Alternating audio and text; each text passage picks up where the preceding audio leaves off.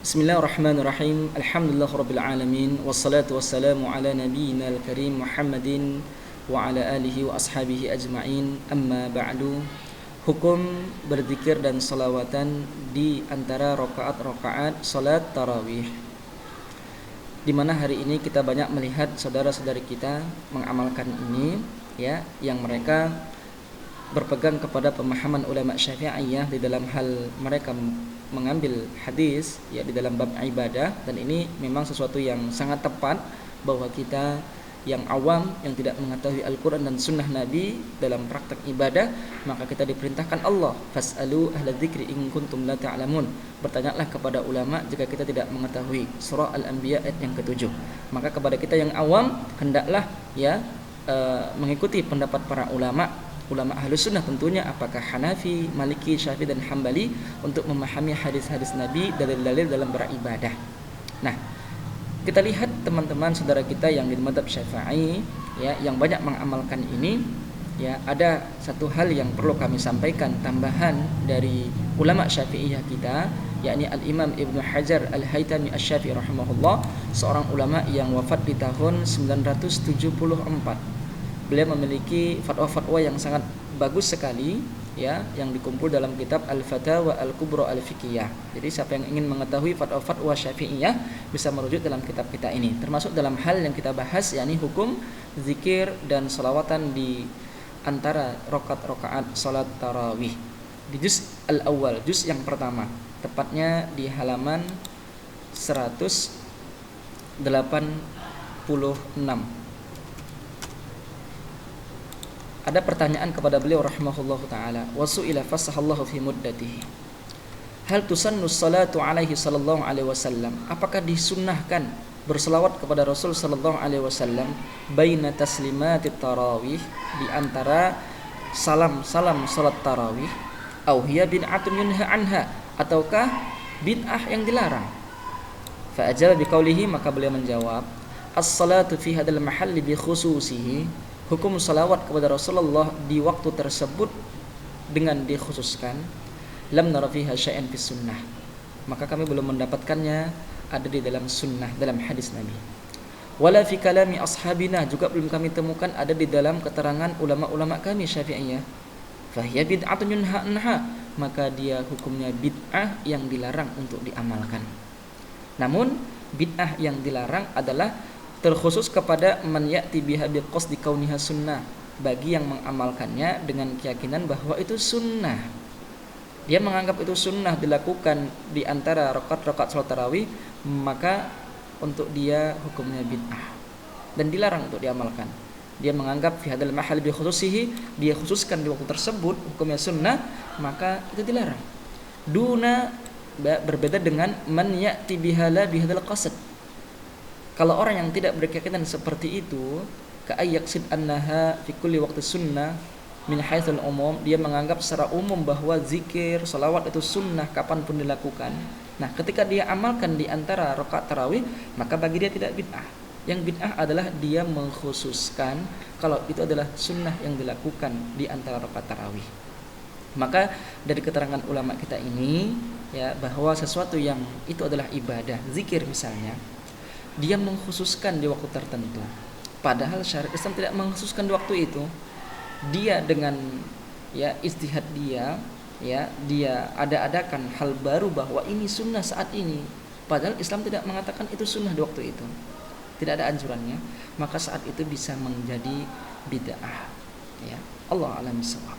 Maka dari sini kami ingatkan kepada saudara-saudari muslimah, muslimin kita semuanya untuk, ya, yang mengamalkannya jangan menganggap kalau itu sunnah di waktu salat tarawih. Tapi kalau dia mengamalkannya tidak berkeyakinan itu sunnah, ya, karena dia memang menganggap itu sunnah kapanpun di waktu, kapanpun dilakukan, maka tidak bid'ah. Misalnya dia lakukan dengan sendiri tanpa dia mengganggu, mengkeraskan zikirnya, silakan saja. Karena memang dibolehkan, ya, untuk kita mengisi waktu, ya, istirahat salat tarawih tadi, ya, dengan cara zikir tersebut, tidak masalah sebenarnya, ya.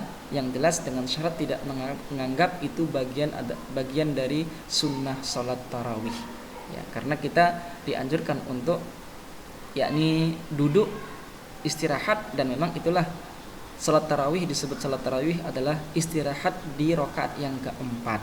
Adapun di rakaat yang kedua kita salam, maka sebaiknya langsung berdiri menunaikan rakaat ketiga. Nah, setelah rakaat keempat maka kita dianjurkan untuk istirahat. Itulah salat istirahat, salat tarawih. Sebagaimana pemahaman ulama dari hadis Nabi arba. Hadis tentang tarawih 4 artinya di 4 tersebutlah tarawih, yakni tarawih istirahatnya. Nah, apa yang dilakukan saat istirahat? Silakan saja berzikir, berdoa, berselawatan, ya. Silakan saja, namun jangan anggap bahwa itulah yang harus dilakukan. Tidak.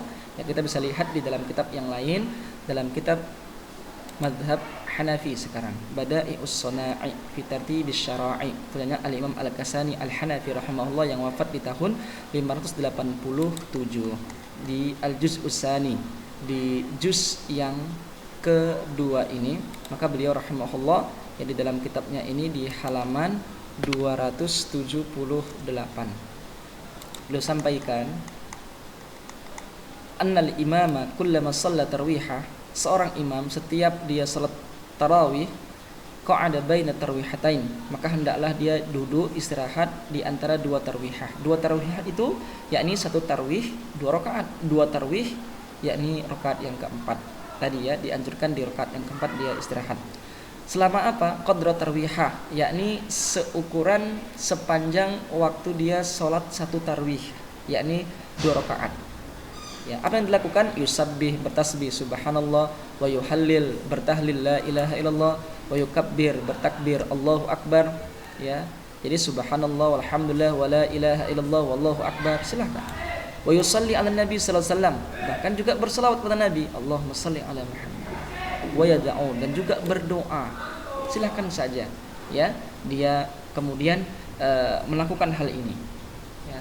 Juga wayantazir aidan, istirahat juga menunggu ba'dal khamisah, di istirahat yang kelima. Istirahat yang kelima ini adalah di rakaat yang ke-10, yakni di tarawih, di salat witir yang rakaat yang kedua.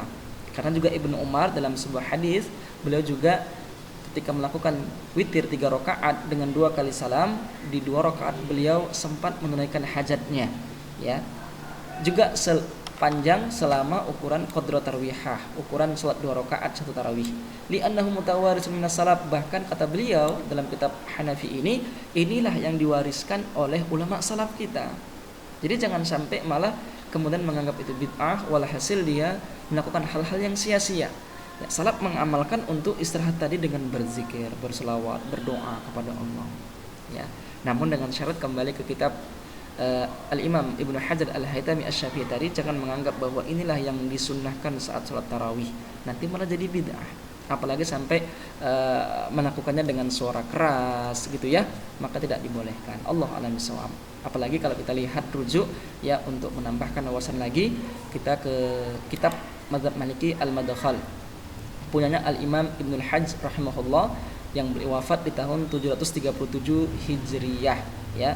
Beliau dalam kitabnya ini ya di Al-Juz'us Tsani, juz kedua, di halaman 293 dan 294, ya, beliau rahimahullah taala dengan tegas mengatakan faslun, pembahasan tentang fi dzikr, hukum zikir ba'da taslimatain min salat tarawih, setelah salam yang kedua salat tarawih, ya. Maka sekali lagi memang istirahatnya itu di salam yang kedua, yakni rakaat yang keempat, arba tadi. Nah, hukum zikir bagaimana di saat itu?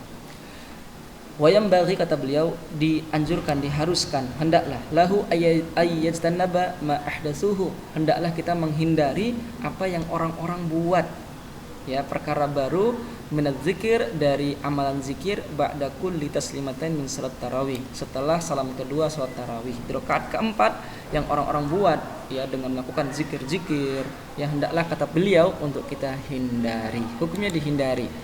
Wa min rafi aswatihim, di antaranya juga termasuk mengangkat suara dengan keras melakukan zikir tadi itu. Wal masyi ala sauti wahid, atau mengamalkannya dengan satu suara, dengan dipimpin gitu. Ya, juga hendaklah dihindari. Fa inna dzalika kulluhu minal bid'ah, karena semua itu adalah hukumnya bid'ah. Wa kadzalika yunha an qaulil muadzin, juga ada ucapan seorang muadzin. Kalau kita anggap hari ini ada istilah Bilal begitu, juga dilarang ucapan dia setelah zikir tadi. Apa kata dia? As-salatu yarhamukumullah. Ya, dia menghimbau kepada jamaah misalnya as-salat yarhamukumullah ataupun salat tarawih rakaatain rahimakumullah dan yang semisalnya, kata beliau rahimahullah, fa innahu muhdatsun aidan, ini juga perkara bid'ah. Wal hadatsu fid dini mamnu, dan perkara baru dalam hal agama ini adalah dilarang. Wa kharul huda Muhammadin sallallahu alaihi wasallam, sedangkan sebaik-baik petunjuk adalah dari Nabi kita Muhammad sallallahu alaihi wasallam, sumal khulafa ba'dahu, kemudian dari para khalifah sepeninggal beliau, sumas sahabah radhiyallahu alaihim ajma'in, juga dari sahabat radhiyallahu anhum ajma'in. Wa lam yuzkar an ahad minas salaf, dan tidak disebutkan dari seorang pun kalangan salaf baik sahabat tabi'in dan tabi'ut tabi'in fi'lun dzalik, yang mengamalkannya, fayasauna ma wasi'ahum, maka kita hanya dibolehkan mengamalkan apa yang mereka boleh mengamalkannya. Jadi dengan tegas dalam kitab kita ini dilarang untuk zikir apalagi dengan suara keras dipimpin, ataupun arahan seorang Bilal as-salat yarhamukumullah dan yang semisalnya, ya, ketika menganggap itu sunnah maka jangan sampai dilakukan, malah menjadi bid'ah. Ini kalau kita sinkronkan dengan pendapat ulama Syafi'i al-Imam Ibnu Hajar tadi. Wallahu a'lam bishawab. Maka sebagai penutup kami menghimbau kepada saudara kami muslimin muslimah dimanapun berada, ya, silakan saja dia mengisi di rakaat yang keempat salat tarawih dengan berzikir kepada Allah, ya, tidak melakukan hal yang sia-sia begitu, namun dengan syarat jangan anggap itu perkara yang sunnah, ya. Silakan saja dia berdoa, dia berzikir, bertasbih, takbir, tahmid, tahlil, ya, selawat, silakan saja, namun dengan tidak menganggapnya sunnah. Dan di antara contoh menganggap sunnah adalah ketika dipimpin dan yang semisalnya, ya. Allahu a'lam bishawab. Semoga bermanfaat. Wassallallahu ala Muhammad wa ala alihi wa ashabihi wasallam.